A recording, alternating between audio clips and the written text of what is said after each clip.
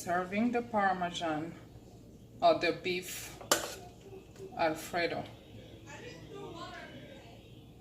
It tastes amazing, and just be careful with the salt.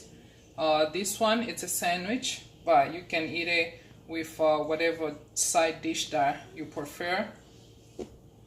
Ooh, look at that, guys. This dish can blow your mind in a second. So we are done. Put whatever sauce that you want and some garnish. These are the parsley. Use it as a garnish. Voila! That's the sandwich. That's one of a kind sandwich that money can buy. Ooh.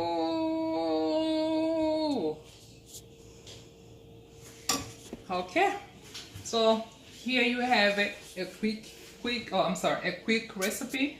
I won't be able to taste this, but it tastes amazing. It smells so good.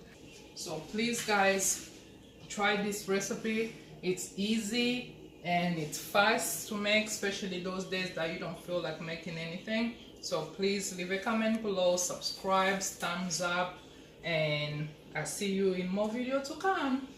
Bye bye. Mucho bella. Thank you, Jesus. Bye. Stop.